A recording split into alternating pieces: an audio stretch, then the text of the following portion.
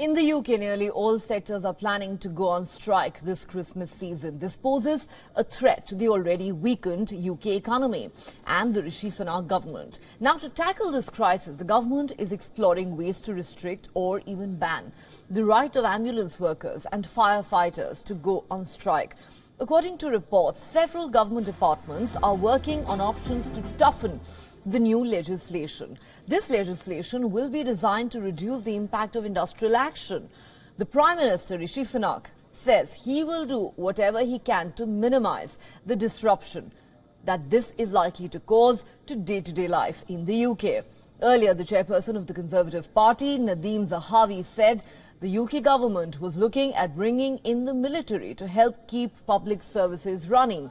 If key workers, including in the state-run National Health Service, take strike action, according to NHS, the end of October data, an estimated 7.2 million people are waiting to begin treatment. This is up from 7.1 million in September and is the highest number since records began in August 2007. From nursing to postal services, railways to charity workers, nearly every sector in the United Kingdom is planning to go on a strike over the Christmas period. The UK Border Force staff are expected to strike over the busy festive holidays at airports across the country. The government is preparing for the airport strike by training 600 soldiers to check passports.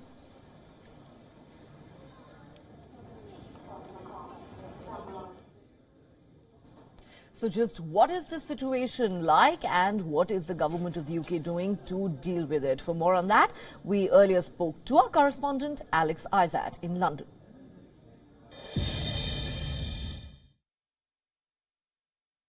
The latest strikes to be announced are by Border Force staff at several airports who are walking out over Christmas in a row over pay, jobs and conditions. They join civil servants, nurses, firefighters and rail staff, among others, who are also striking. Now, the government is looking to significantly restrict or even ban the right of ambulance workers and firefighters to go on strike.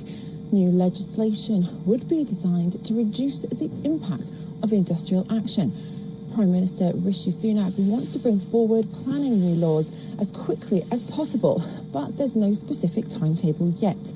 However, introducing new legislation isn't likely before January, and it wouldn't reduce the impact of industrial action due to happen imminently. Ministers are thinking of extending existing plans to introduce what are known as minimum service level agreements to public transport and to other sectors, including emergency services. These would allow strikes to happen, but impose a legal floor on how limited the resulting service on a strike date would be. Now, government figures said they want to be reasonable in dealing with the waves of strike action, but they also believe trade unions behave in what they see as an unreasonable way, and they believe that they have a duty to respond.